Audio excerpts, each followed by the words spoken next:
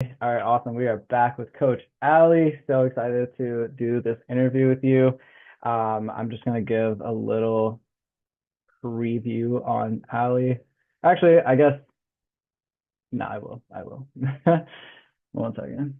I was like, we can just introduce you here. Okay. All right, coming back. I'm going to share my screen. Whoop, whoop. Cool. All right. So, Coach Allie has been vegan for 2 years, just hit her 2 year mark, which is so exciting. She went vegan to save animals and to not ingest their pain and suffering. But as she was vegan, she realized that we don't need to eat animals to be healthy and strong. She at first got into fitness because she wanted to build a healthy habit of going to the gym. She wanted to build strength, feel good in her body, and lose some fat. Eventually, she decided she was ready to take it more seriously and get the leanest and strongest she had ever been before hitting her 40th birthday. She is 41 years old and did this in 2 years, which is literally freaking awesome. So excited for her to share her journey with all of you. Her biggest fitness hurdle prior to hiring a coach was not following a structured training plan or meal plan. She said she didn't have the patience to stay consistent and wait for the results. She's constantly second guessing herself, would change things up way too frequently, and she just thought that if she ate healthy and went to the gym, that that would be enough. She decided to hire a coach because she wanted to get the leanest, strongest as fast as possible, and she was willing to hire an expert to help her get there. And her greatest strength now is her training. She knows what it takes to push hard, push to failure, and get real results, which you can see on the right here. So yeah, I'm excited to bring Allie on. I'm going to pin you here. I guess I'll let you introduce yourself at this point. You're so cute. Um, well, I'm happy to be here. It's been quite a journey. It's been wonderful to be a part of this vegan squad community, to get to coach and help others. Ever since I was very young, I knew I wanted to help people. I just didn't know how. I like to help people. I like to teach people. I like to inspire people. And I get to do all of that as a coach with Vegan Squad. So before this, I was in corporate America doing accounting work. I followed a very structured job because I thought that's what I was supposed to do. Get that 401k, follow the security, the stability. I did that for about 18 years, and then I realized that it wasn't what I was passionate about, and I just had a bigger calling, and I wanted to really help other people. And so here I am. And at 37 years old, I divorced my ex-husband. I was with him for 20 years. And at 38, I started to get into fitness. I went vegan. I just completely changed my life in so many ways. And I feel like my life has fast tracked to get me here today at 41. Hell yeah. Yeah, no, it's been epic to see you transform over the last year and a half that I've known you. And yeah, Allie is one of the strongest people that I know, is like strongest willed and determined and just so knowledgeable. I'm really excited for y'all to learn from her. You specialize primarily in helping women over 40, right? Balance their hormones, um, get strong and healthy and manage those like the time and the routines. Yes, as a woman, it's a little bit more challenging when we have fitness goals, and especially as we get older. There's a lot of things that are going on in our biology, and it first began with me learning and respecting our cycle. We are a 28-day cycle, not a 24-hour cycle like men.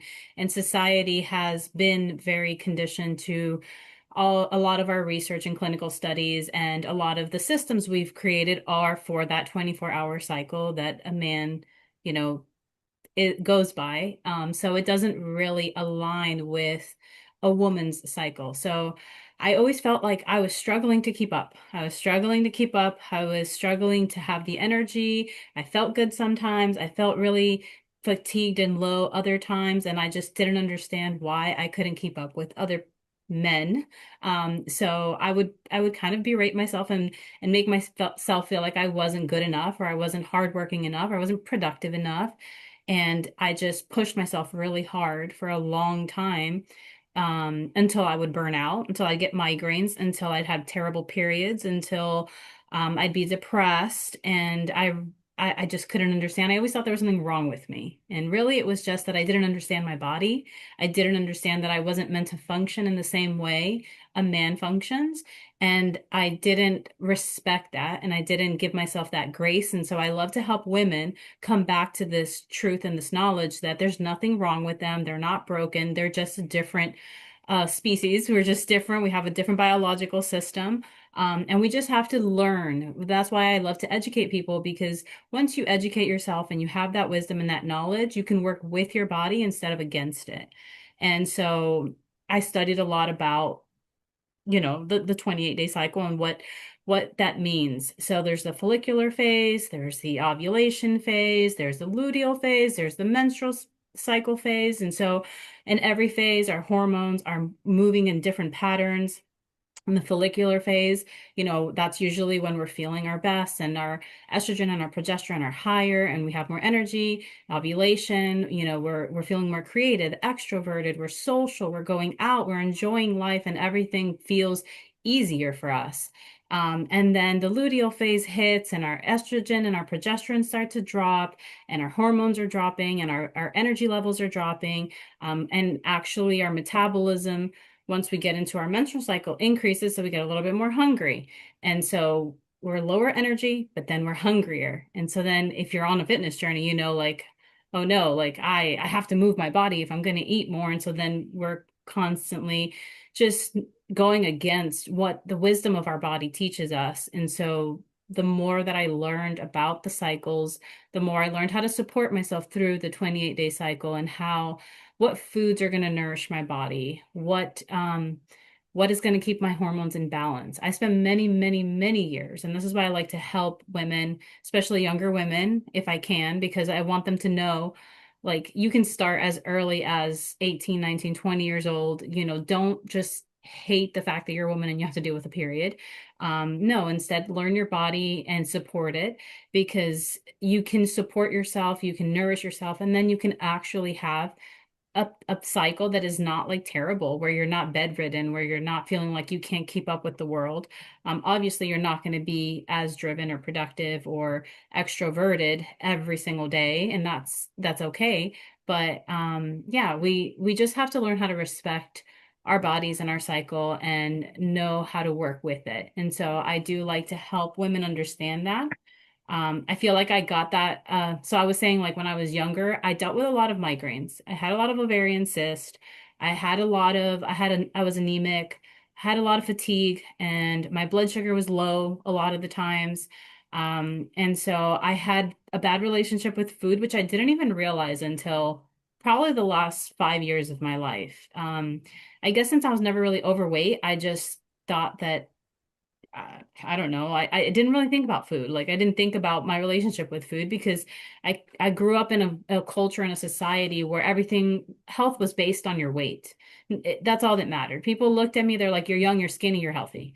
And it's like, but I don't feel good. Like, I feel fatigued, or I have these migraines constantly. I'm constipated. Like, why do I feel this way? Why do I feel heavy and sluggish all the time if I'm healthy? So a lot of what I learned is really just nourishing the body with the right fuel.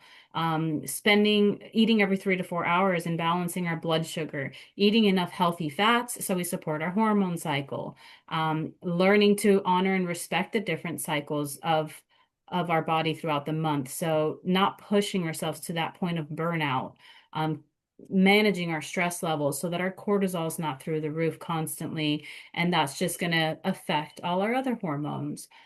So yeah, it's been quite a process. And then once I feel like I finally understood how to nourish the body, how to support myself, how to manage stress, practice mindfulness, meditate, respect the fact that, hey, if I'm in my luteal phase, I'm not going to go and, like, push really hard at the gym or stay up really late that night or, push myself. I'm going to respect that it's time for a little bit more rest, more nourishing food. So I got all that under control, and then I hit 40. And then I hit 41 and I'm like, oh, I thought I was like super healthy and I was doing everything right. So why am I like really struggling in my luteal phase constantly, where now I'm having mood swings and anxiety and just all these like all of these different symptoms that I didn't know about. Like I thought I had everything under control, and then I got a whole wave of new stuff. And so then I had to learn how to work with my body at this age. So yeah, like strength training, nourishing my body with the right fuel, respecting what cycle I'm in, all of that has helped me feel the healthiest and strongest that I've ever been, even at 41. Love that. Love that. Thank you for sharing all of that. I'm happy that you started digging deeper into why you're feeling off like internally, and you stopped listening to people outside just telling you like, oh, you're healthy because you're skinny, and you started digging deeper and understanding your different cycles. Before we continue, I wanted to ask in the chat what age ranges people or what ages people are at in the chat, and also if you have any questions for Ali along the topic of hormones or strength training, hormone balance, anything, please drop it in the chat. Um, what are I kind of want to. Okay, we got 40. Nice, nice. Okay, awesome. Thank you. 32 on Tuesday. A happy early birthday. 40 in June. Okay, okay. So like 30s, 40s, cool. 19, awesome. Um, yeah, I wanted to ask like uh what foods do you find nourishing during the different phases of your cycle? I guess we'll start there and add some other ones, but Yeah, so okay. I have a whole little guidebook on this because it is hard to remember sometimes. I definitely make sure I've gotten to a point where I just eat the same foods that I know are going to nourish my body throughout the entire month because it's just what's easier for me instead of having to worry about this week I'm going to eat this week I'm going to eat that. So the only thing that I do change are the seeds. If anybody's heard of seed cycling, the seeds are good to support different hormones throughout the different cycles of your menstrual cycle. So, follicular phase, ovulation, you want to be doing flax seeds and pumpkin seeds. And then during your luteal and menstrual cycle, you want to be doing your sunflower seed and your sesame seed.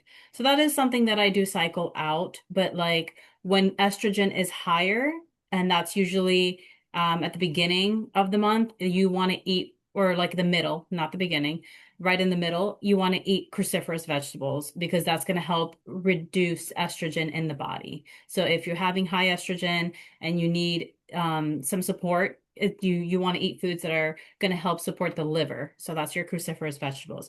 So I instead of me worrying about when is that phase, I just eat cruciferous vegetables every day to make my life easier. Sweet potatoes, very nourishing for the women menstrual cycle. Usually we want more grounding, rooted foods towards the end of our cycle. So that's going to be more of our sweet potatoes and pumpkin and regular potatoes and soups and more nourishing foods. And then earlier in our cycle, we want more like salads and more fresh foods. So I do have a little guidebook that I kind of laid out. If anybody here wants it, I can send it to you.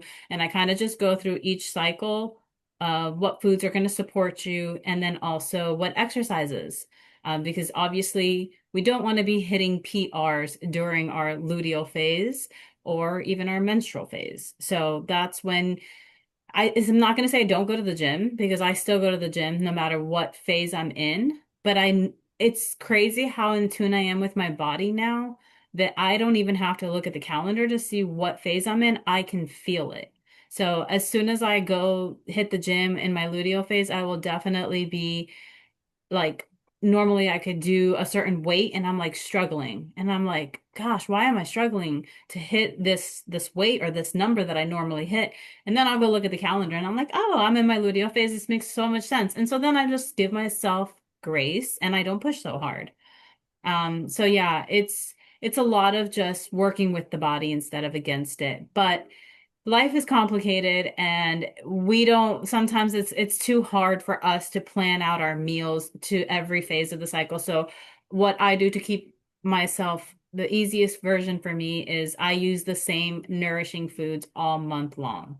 And I just nourish my hormone cycle. I balance my stress and I also don't push hard. Like for example, I normally do 2 days on, 1 day off of strength training pretty much all month. And then luteal phase and menstrual cycle, I don't do that. I listen to my body. If I feel like I have the energy and I can go, I will go the same amount of times. If I'm like, oh, I can tell that my body's a little gassed and fatigued and I need a little rest, I will take a day off. And then I will do yoga. I'll do active recovery. I'll do yoga, I'll do Pilates. I like to go to a Pilates class. That's a great way to help me recover from strength training. Also gives me movement, but it doesn't push me super hard. So, Totally. Yeah, appreciate that. yeah, For it seems like a lot of people want your guide. I think we'll I will. include it in the Yes, you packet. guys have it Yeah. in the resources. Yes. I wanted to ask, do you have any advice for people who maybe during that luteal phase when you're feeling a little bit more weak, and you might, you're listening to your body and not going to the gym, but sometimes like there can be that all or nothing mindset of like, oh, I'm not going to the gym, I'm feeling weak, like kind of getting down on yourselves. Like, do you have any tips for staying strong in your mindset? Or like, I know you mentioned yoga and active recovery, but kind of, encouraging yourself and showing yourself like I'm still making progress. Yes. Great question. So, hold on, let me go back. I lost the camera here. There you are. So yeah, I do a lot of journaling. Journaling has been my saving grace, honestly. Connecting to my emotions, connecting to how I'm feeling, and grounding my energy.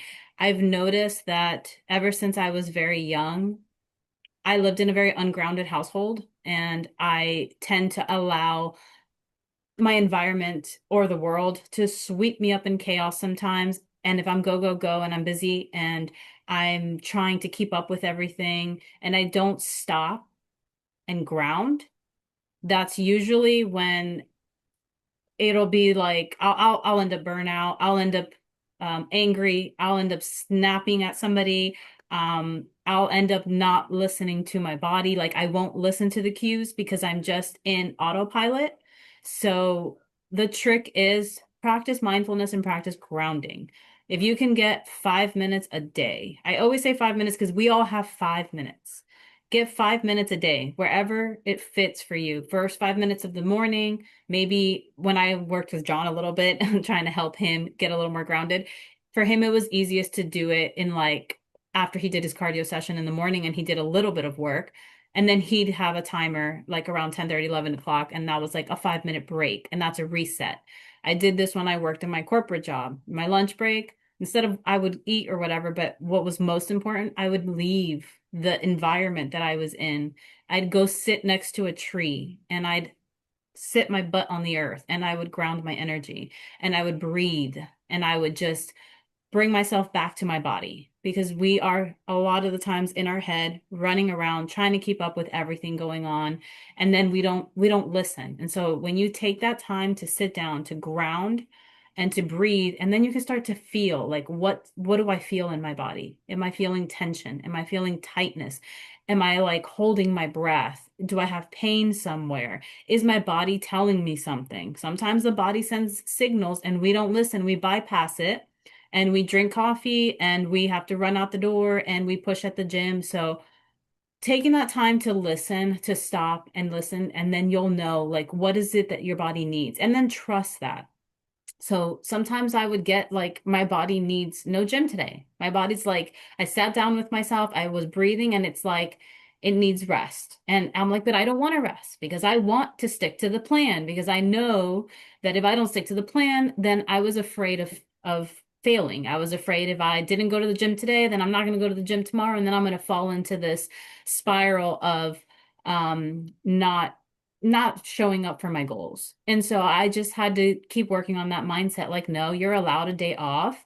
And just because you didn't show up today, tomorrow's a new day. Tomorrow we're going to the gym. Even if I don't hit the PRs, even if I'm not going to stick to the same training, but at least I would show up no matter what. And then I would do whatever I could do that day. So if it was stretching, a little bit of cardio, maybe I did lighter weights, but at least to my brain, I showed up and I didn't break that streak for too long.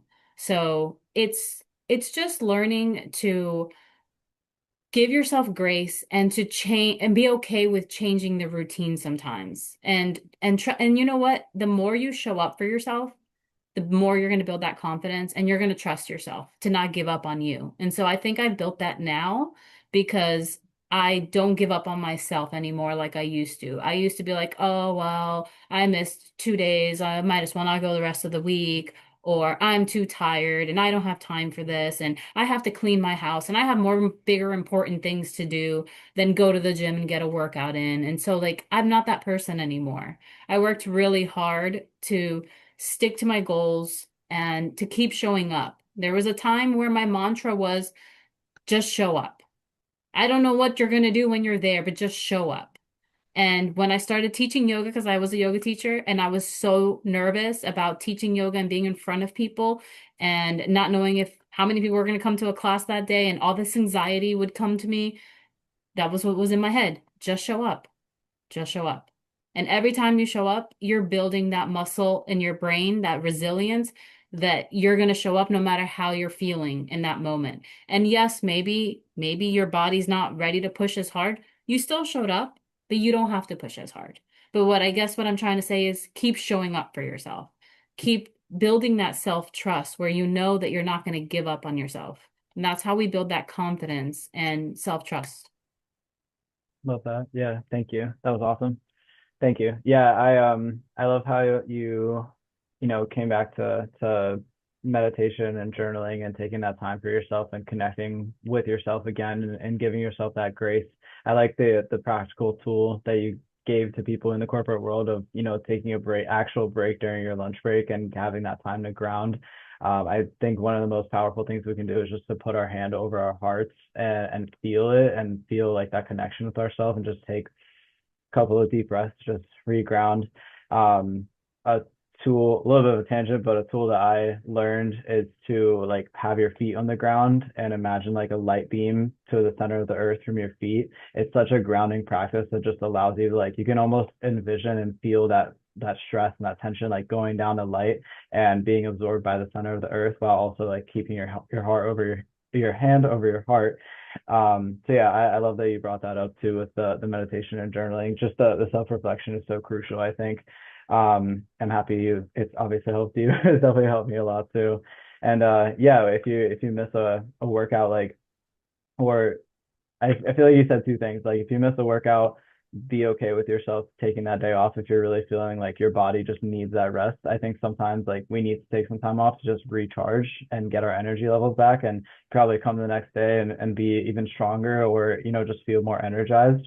But don't give up on yourself and, plan to go to the gym the next day. And even if it's not exactly the same as the last lift that you had, honor that and be okay with it. You're still creating that neural wiring in your brain that I'm showing up for myself. I'm still coming to the gym today and I'm still giving myself that self-love. So thank you for all of that. Appreciate it. Yes, you got it. That's exactly what I was trying to say. No, I love it. Yeah, please, I think a couple of people joined recently. This is Coach Allie, specializes with hormone balance for women, helping women feel strong and honoring their bodies, honoring themselves, a lot of mindset work. So if you have any questions for her, please ask. So far, we've covered the different cycles that a woman has and how to honor yourself and connect with yourself throughout each day. I also wanted to ask, do you have any other routines of self-care or ways that you manage your mental health outside of what you've done? I've become the queen of self-care.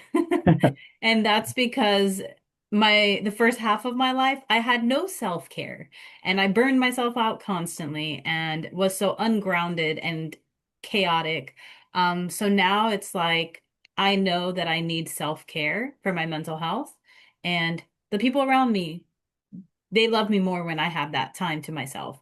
And so in the relationship I'm in now, it's very healthy because he honors that I need that time for myself. So sometimes I take myself on a date and I go out, I go rollerblading. You know, I did that the other day because I love rollerblading. And then I'll go get a coffee or an acai bowl and I just sit with myself and I just do something that I love for me. It's that self-care. Self-care is so many things. It's going to the gym and working on my goals. It's taking a hot Epsom salt bath. It's Sometimes I do red light therapy in the morning and I take those 5 or 10 minutes to ground and meditate and set the tone for my day. As I used to be the person that would just wake up feeling like, oh my God, another day and here we go again. Like I have to hurry up and get to work and I'm running late and I'm not a morning person and I didn't get enough sleep. And I had this whole negative mindset in my mind that was constantly playing from the moment I opened my eyes. And that carried me through my entire day. It did not get any better because however we wake up, that's how we set the tone for our day, which Alex, I know you know this because you've made it a point that every time you get a little bit lost and ungrounded and, life pulls you really fast in one direction, eventually you come back and you go, okay, no, I'm going to take the first 15 minutes for me. I'm going to stretch. I'm going to not look at my phone. I'm going to focus on some breath work, and that's your self-care. And then you notice how that affects the rest of your day. Now, the rest of your day, you're more intentional. You're more positive, you're more productive, you're more focused. So, yes, self-care to me is so important and it's different for everybody. I used to think self-care was like, I'm going to go get my hair done, I'm going to do my nails, and very much it can be if that's what I want to do that day. But it's so much more than that. It's sitting down with my emotions and asking myself, what are you feeling right now? I used to be somebody that held back a lot and didn't speak my truth or my needs and didn't ask for what I wanted and always wanted to go with the flow and be the peacemaker and not cause any chaos or any confrontation. And that just trapped me for many years of not being able to speak up and not really honoring what I felt and not really knowing who I was or what mattered to me. And so I don't want to lose who I am now and ever fall back into that. So I know that I have to sit down and journal because I can be a somebody that can just agree and I can adapt to everybody around me. I'm like, oh, I just go with the flow. Oh, I'm okay with that. But taking that time for myself to just honor what I'm feeling and write it out in a journal so that I can reflect and ask myself some questions. That's self-care. That's one of the biggest self-cares to me. That and my gym goals. Like when I go to the gym, there's so many days I don't want to go because I'm tired, I have work or something's going on or and I'm just like just show up. And you know, you're gonna feel better. And I go and I do. Once I start moving and I start breathing and I start pumping and I feel the blood flow and I have a playlist going, I feel amazing within 20 minutes. And then I'm like, there's not one day I walk out of the gym that I don't feel empowered and feel good about myself. Like now I did something for me. I feel stronger. I'm standing taller and I can take on anything for the rest of the day now. So it's just knowing what is, for me, it's knowing what's going to make me feel connected to myself, what makes me feel empowered, and what is going to take care of my mental health. And mental health for me is in many different ways. I'm a spiritual person, so sometimes I have to spend a little bit time with the earth and just connect to nature and the rhythm of nature and like I connect to birds, I connect to like sometimes it's angel numbers, sometimes it's an animal that shows up out of nowhere and I'm like what's the significance of a fox because I just saw a fox in my, pathway. And so like always feeling like I'm co-creating with the universe and that I'm not alone. That's a big one for me because if I just feel like I'm just a robot going through life, doing all the things, I start to get really disconnected from myself and this seems like a very bleak existence. But when I feel connected to the universe and I feel like I'm picking up on signs and I'm co-creating something that's bigger than me, it's like magic. And then I'm like, this light just lights up inside of me and everything is worth it. So yeah, self-care to me is a lot of things, but I'm the queen of self-care. I'm always trying to find what else can I work up to help me feel. And there was a point in time where I went a little too deep into self-care, especially after my divorce. I spent a lot of time taking 2-hour baths and naps and listening to meditation music and doing yoga and working out and just all the nourishing my body with foods, a lot of juicing, a lot of whole foods. And journaling and like that's all I would do all day. And sometimes I would feel guilty. And then other times I'm like, no, I'm healing and I need this. I spent many years without self-care, and there's nothing wrong with me taking care of myself now because I know that when I heal and I'm in a good state, I am so much better for the world. So I always try to remind people the importance of self-care. Yeah, 100%. It is truly so important. I feel so empowered right now. Who else? Just listen to Ali. Hell yeah. Yeah, no, I love that. Thank you for everything that you share. I think, yeah, self-care is just so important to find those things that help you feel empowered. I think like you connecting to the universe and a bigger picture and seeing your role in, your life and co-creating is just so powerful. You can definitely access that through meditation and journaling. With journaling, something it doesn't have to be, I think there's like different styles of journaling. Like it can be very deep where you really go into, you write out, emotionally process everything. You can go even deeper and ask yourself questions like who, what, when, where, why, and like ask yourself and get yourself to answer those questions so you can dig deeper and understand yourself to a deeper level. But if it's something that, you might not have full capacity for that night, you can still maintain that neural wiring of like I'm creating this habit of journaling by just writing down some bullet points. Like I'm proud of myself for going to the gym today. I'm proud of myself for eating my meals today, or I'm proud of myself for going to work. I'm grateful that I get to lay in my bed right now, wherever you're journaling. I'm grateful that I got to talk to a friend today. It can be very, very simple, just for 5 minutes, but creating that habit where you do release your emotions onto a piece of paper, or a notebook, however you like to journal, but it's very, very helpful. So yeah, thank you for sharing all that. Miranda had a question in the chat. She asked, how do you program cardio and does it change with the phases? So it does change with the phases. If I'm in a fat loss phase, then I definitely will program my cardio and make sure that I'm getting it in. Because if I'm not in a fat loss phase, I barely do cardio, honestly. I just get a lot of steps in and I do 12,000 steps right now. And then I'll do little things like rollerblading sometimes, or maybe if I finish my workout early enough, I'll go for 10, 20 minutes on the treadmill and do like incline. But I'm not like super religious about it if I'm not worried about cutting. If I'm worried about cutting, then yes, I will program it in. And it's usually 20 minutes after my strength training, or I'll just go to the gym one day for a 30-minute cardio session and some stretching. So it depends on what's going on in my life and how I can fit it in. We also have a walking pad here and it has a slight incline. So I was doing that today for a little bit, mostly just for my steps because I needed more steps. But that's a good cardio for me because it's inclined and it makes me work a little bit harder.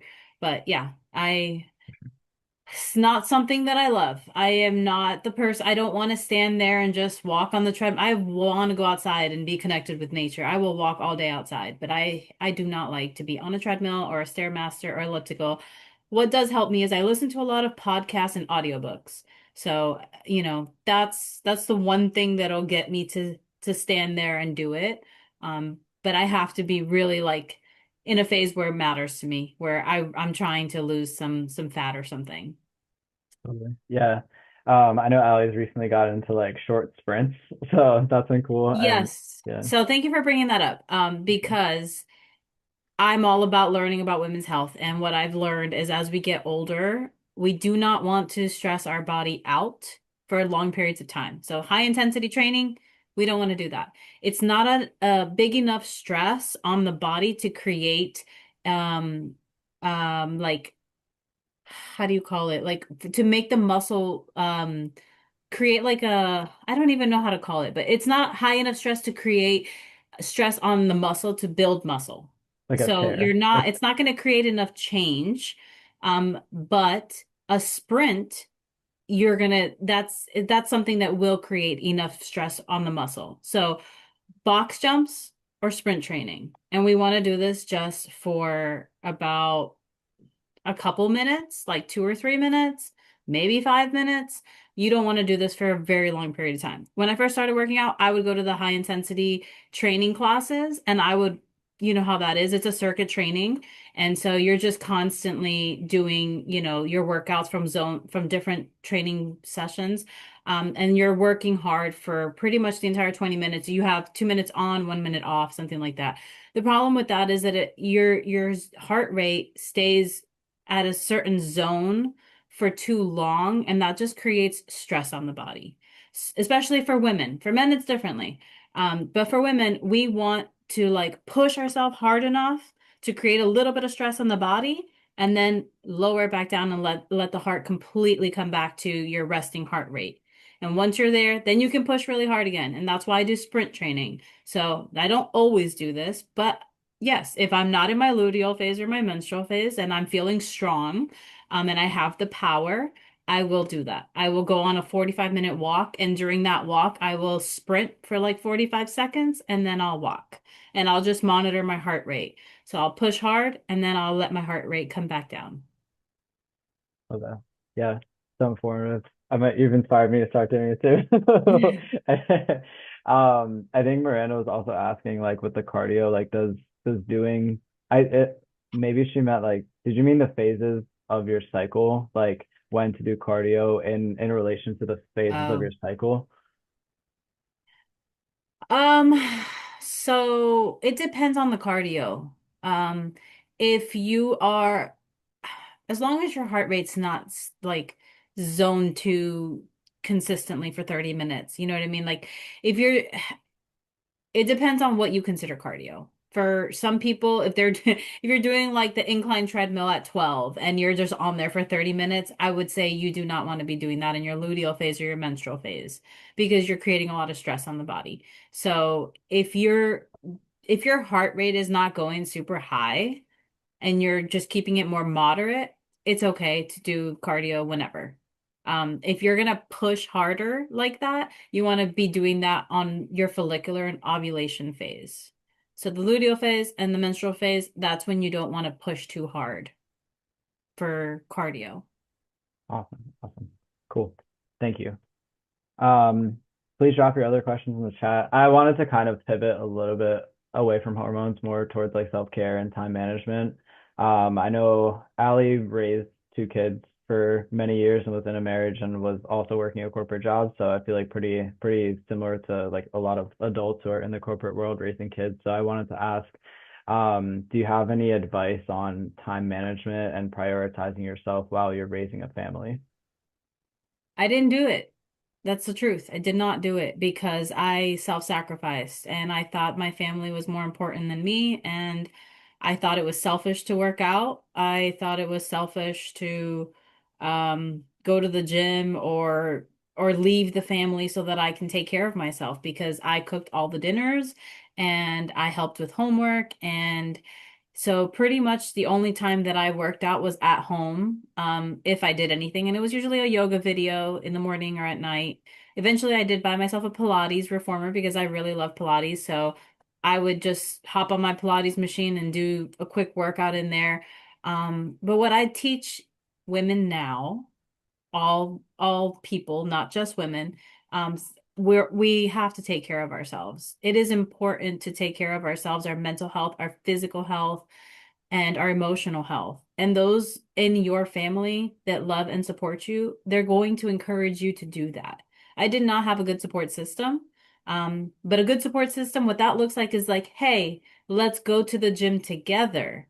Or I will watch the children while you work out. And then when you come home, I will go for a run.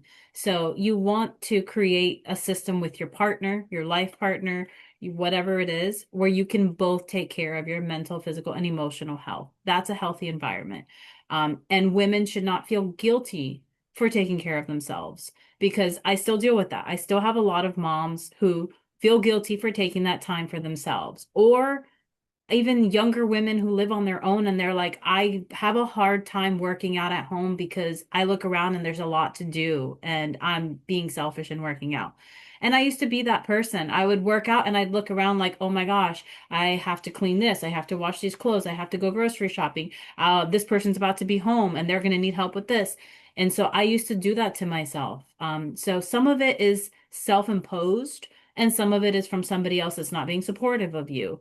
And the only time that changes is when you change that belief that says that you are selfish for taking care of yourself or that you should be cooking or you should be cleaning instead of working out.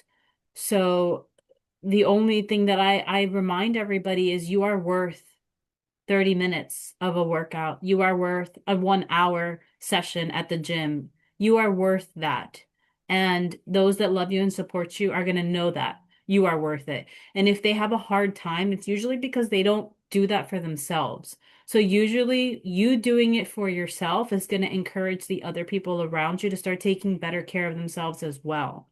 Um, so yes, I always remind people to take care of themselves. You cannot pour from an empty cup. You have to fill your cup and then you're going to give back. There's so many times I would go to a yoga class and when I'd come home, I was so happy and at peace and I loved my family more than ever and I would do anything for anybody and nothing bothered me. But then the days that I couldn't go to yoga and I was always working and I had all this stuff going on, I was more snappy or I was impatient. So it works for us to take care of ourselves and whatever way we need that to be. So I always just tell people, A, don't feel guilty about it. You are worth the investment. You are worthy of this. And those that love you and support you will love and support you through this. And B, find where it fits in your schedule. Um, Everybody has a 30-minute mark they can pull out of their 24-hour day and use 30 minutes to nourish themselves, whether that's breath work, yoga, a gym session, whatever it is. You can take that time for you at some point in your day, whether it's and some people have to get more creative. Maybe you're working out in your office at the gym. I mean, at the gym, in your office. Maybe you have to bring weights into your office and make that work. Maybe you have to wake up an hour earlier. That's when I started to do self-care. That's when it happened, is I started to wake up earlier. I was not a morning person, but I learned the only time people weren't going to be bothering me and asking me questions and pulling my energy and keeping me from taking care of me was when I woke up earlier. So then I would get up really early and the house was quiet and nobody was bothering me and I'd go sit in a room by myself and I'd be like, with my cup of tea or my coffee and just sip on it and just be like, I'm so grateful to be alive. And then I'd stretch and I'd breathe and I'd do some yoga.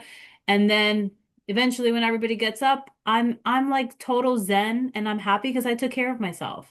So waking up a little bit earlier, it's so worth it. At first it's hard because you're not a morning person, but eventually it's gonna benefit you. 100%. Yeah. Thank you for I sharing hope that all that. answered your question. Sometimes Yeah, I it go off did. on a No, tangent. no, I love the tangent. I can feel your passion. I'm sure everyone does. Then we got a lot of hearts in the comments. You were talking about self-worth and everything. So thank you. Um, I have a lot of things to say. I'm trying to find which one to start with. um, yeah. I guess I'll start with the waking up earlier. I'm reading a book right now, and he's talking about going to sleep 15 minutes earlier and waking up 15 minutes earlier to start for a week.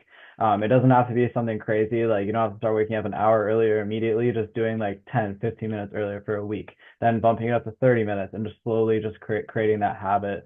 And then also something that came to my mind when you were talking about like that your life partner would support you and your partner would support your support would encourage you to do that too. Something that Ali and I and the vegan squad we're very big on speaking your needs. So I think that speaking up for what you want, what kind of routine that you want is important. And also finding your why of why you want to get into the gym, why you want to eat healthier and continue to dig deeper. I mean, sometimes people have the why of like, I want to feel healthier. Why do you want to feel healthier? I want to be around longer for my kids. Why do you really like just keep peeling back the layers until you get to that really, really powerful why, because that is what brings you to doing that action every single day. Um, yeah. I love like everything that you said, and you're right. You are worthy of taking that time for yourself, and speaking up for your needs. And also, I wanted to bring back, I don't know if everyone was here for Coach Miranda's talk, but she talked about creating small habits and starting small. So that could be with waking up early, starting small, waking up 15 minutes earlier. If it's a step goal, you could start with something like 4,000 steps if you have a very sedentary job. If it's going to the gym for the first time, you can do a smaller goal of like, I'm going to go to the gym one time this week, and then continue to compile it over time, continue to start going more or doing more of the thing. If you're new to journaling, start with one, like 5 minutes a night, So yeah, those are my my random thoughts. Yeah, and when you were talking, I was thinking about the why. Like for me, when I started working out, it wasn't that I wanted to get the leanest and strongest I had ever been. No, what started was like when I started doing yoga, it started because I was in pain and I needed to stretch and I was getting headaches and I was having neck pain and shoulder pain. And I'd look around me and I'd see people in my family and they weren't doing very good. Like they were stuck. They were having a hard time getting up and down from a couch. They were overweight. They were on a bunch of medications. And I'm like, I do not want to end up like that. So I need to move my body and I need to feel good because I'm already starting to feel effects now. And it's because I had two car accidents when I was younger. So between that and sitting at an office job for so long, I was having really bad neck pain, shoulder pain, and headaches and stuff like that. So my why at first was just I wanted to feel pain free. And your why is going to change, you know, and then my why evolved into I want to get strong because I'm getting older and I want to build muscle. I haven't worked towards building muscle. Now my goal is that I want longevity. I want to feel good as I age and I want a good quality of life. I don't just want to live a long life. I want a good quality of life. I want to be in my 70s and I still want to be able to hike and rollerblade if I want to, or go skiing. Like, I want to feel free in this body. This body is a gift. And so I want to honor that gift by taking care of it. Didn't take care of it for a long time, but I do now because I want to age well and feel good in this body. And I don't want to feel like I'm in prison in this body where like I can't move and I'm stuck. I don't like that feeling of being stuck. So in order for me to know that I want to avoid hip fractures or having to walk with a cane or be in a wheelchair or anything, being winded from going to the store. I have to invest in myself now for my future self. So this is what I try to teach all the people I work with. Like, I know it's hard now, but it's just going to get harder when you get older. So we got to create the habits now, and that why has to be really strong. Yes, we want to look good in a bikini, but that's not going to make you work that hard because once the summer's over and you're not worried about a bikini, you're going to go back to doing whatever you were doing before. But longevity, your future self, your 80-year-old self, that is something that you want to work towards. You want to be that 70 or 80-year-old self that can take care of yourself, that you're not a burden to your family, that you're not worried about a hip fracture or having to be in an assisted living facility. So that's what I work so hard for now. It's not aesthetics anymore, it's longevity. 100%. Yeah. Yeah. And I totally agree. Starting as young as possible. If starting right now is the biggest thing that you can do for yourself and your future self. And also I think throughout all of these different practices that we've been talking about, you gain self-love, you fall in love with the process of evolution and your why changing and who you are changing. It's not just like your physique, but your mind and how you approach yourself, what standards you have for yourself, what standards you have for the people around you, what you're willing to accept. Like it's just such a holistic view towards your growth. So yeah, thank you. um, does anyone have any questions for Ali? Also, we're kind of coming up closer to time. Love to hear people's thoughts, what resonated with them. If you have any questions, um, do you have any other thoughts, Ali? Also. Um, I did have when you said about the evolution and falling in love with the journey, I've had to learn that because I used to be the person that I just wanted to get to the end goal. I did not like the journey. And so like if it wasn't getting there fast enough, I'd quit. I'd quit so many things because it wasn't happening fast enough. And this fitness journey has really taught me to love the journey because I look back now and just to keep showing up because like I look back now and I can see how much my body has changed, my posture has changed, the way I present myself in a room has changed. My grandmother told me the other day, she's like, I think you're just bigger, like, and I'm like, she can feel like my aura and my energy. Yes, I am bigger. I am taller. I stand with my shoulders, proud. I used to be very hunched and very, soft-spoken and timid. And so I look back now and I've realized like I do fall in love with the journey. It wasn't like I don't have the perfect body still, or I didn't have it after 6 months of working out. And that used to make me be like, oh, I did it for 6 months and I don't look the way I want to look. And so I would quit. But now looking back, I can honor and respect that every part of this journey is beautiful and you can see that metamorphosis happening. So even though you don't have your dream body right away, but you realize like in the first year, you start to notice how you're standing taller, you're more confident, you're speaking your voice more, like so much is happening. You're starting to believe in yourself. You can do hard things. You're not so afraid of going into a crowd of people that you don't know. Like at first we all go to the gym, we're all scared. I didn't want to go to a gym. I didn't want to be around a bunch of strangers. I didn't want to work out and look like an idiot and look like I don't know what I'm doing. Like I didn't want to do that. And I didn't want to record myself when everybody's like, "Oh, record yourself" or whatever. I literally had to hire my coach that told me you have to record yourself so I can watch your training video. And then I did it. But I wouldn't do it for myself.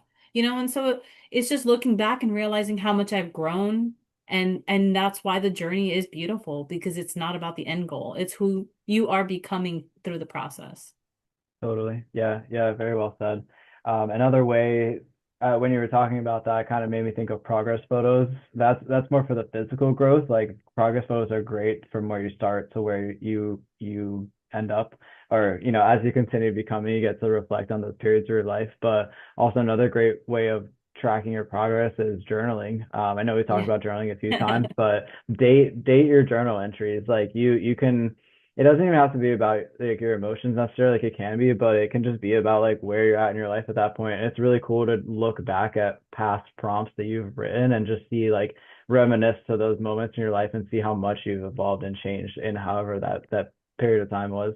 Um, When I separated from my ex and I left the house, like the only thing I cared about was my journals because it was me and who I was becoming and everything I went through. And I did not want to forget who I was and what I went through because that I don't ever want to go back to that. I want to take those lessons with me and learn them so I don't repeat them. And I have about 15 or 20 journals now. And every once in a while, especially since I like to pay attention to astrology, we're in a full moon in Leo this weekend. So, a lot of the times, if you read the articles, it'll say we're closing out a chapter that started in 2014. And so I'm like, go back to my journal. What happened in 2014 in July? Like, I want to know where was I at? And then I'll be like, oh, I was really trying to learn how to speak my truth and set boundaries. And so then I'll notice that right now it's happening to me again where I'm having to speak my truth and set boundaries. And I'm like, still learning this lesson. Am I going to close this chapter? Am I going to keep repeating the cycle? So yes, journaling is so important, and I love to be able to look back and read through who I've been in the process, and totally. that's I think sometimes we get so caught up on the goals and we forget to stop and reflect. And I think reflecting is so important because it teaches us where we've come from, what we've learned, and what in the process. And then you start to have so much more gratitude because you're not just chasing the next goal. You can actually stop and pay attention to how much you've overcome in your life. And I know we're going off on a tangent. We're getting close to time, but I think we had a couple questions here. Yeah, yeah. I love that you have a box of journals, by the way, Samara. Yeah, Lynn asked, you mentioned you had anemia. If so, what helped you most through that? Honestly, Lynn, like ever since I've been vegan, I don't have to worry about anemia anymore. And I think it's because I eat a lot of seeds. I'm big on the seed cycling, and seeds are powerhouses like pumpkin seeds, flax seeds, chia seeds, hemp seeds. There's iron, there's, magnesium, there's selenium, there's like all these minerals and nutrients in seeds. I didn't eat seeds before. I didn't care about seeds. I didn't know that they were powerhouses. I think that made a huge difference for me. Is I actually nourish my body now. I used to not eat the healthiest foods. If I ate some vegetables, I thought I was being healthy. If I had a smoothie, I thought that was healthy. Now I actually pay attention to the foods I'm eating and what nutrition I'm getting. So I make sure that I'm getting enough nourishment in my food. 100%. Yeah. Yeah, and sticking to foods that fuel you. I know you don't like really follow a meal plan now, but a meal plan is definitely like what got you started, right? And like figuring out how much protein and what micronutrients, Oh yes, the macronutrients you need. Yeah. macros definitely helped me because I didn't understand how to build a balanced meal. I just eat intuitively. Now it's like I know that, I know what a balanced meal looks like. I know that we need healthy fats. We can't run away from fats, and we also don't want to have unhealthy fats. So I eat a lot of avocados, nuts and seeds and nut butters and things like that. And I didn't do that stuff before. My fats all came from probably not good sources. Yeah. I'm happy that hiring a coach, aka John, helped you with learning that. I agree. Definitely, we have to nourish our bodies and figure out what to eat. And the more that you follow that meal plan, or even just track your food, you start to learn what macros are on ingredients. Like you kind I feel like I've been tracking my food since I was 16. I'm 25 now, so I literally can tell you like the calories on a serving of rice and like the carbs and stuff. Sometimes I'm like my brain probably shouldn't be remembering this, but it makes it easier when you're going out to eat, when you're out in social settings. Like if you're, yeah, it just helps you because you know like, oh, this food is higher in fat and this is where I'm at with my goals right now. This is what I'm going to choose. But if you don't know that in the beginning, hiring a coach or somebody that has more knowledge than you to help you get there is so important. Because you get to learn and you're not alone in the process. You know, you get to get those recommendations from your coach, and just get all of their knowledge so that you can continue to do it yourself and have that sustainable life long term through your life. Getting too Yeah. excited. Yeah, and you know what? Just knowing that a balanced meal is going to help support your hormones, your blood sugar, and help you feel full. Because a lot of the times people don't eat a balanced meal and they're hungry again in an hour or 2 hours. And then like one of the other things I fell into the trap of eating healthy. Well, I eat healthy. Because once I just start eating healthy, that should be enough. No. Are you getting enough protein? Are you getting enough healthy fats? What are the carb sources that you're using? Are you getting just simple carbs or are you getting more complex carbs? Like all of that matters. And it makes a difference. Totally. Yep. Yep. Cool. Thank you so much, Alex. This is awesome. I'm happy we got to share. I feel like we went deep into a lot of topics and just covered all the areas of physical, mental, spiritual, emotional health. So that's what we That's do. what we So do. thank you. Yeah. Very holistic. Hell yeah. Hell yeah. Cool. Thank you. I appreciate you.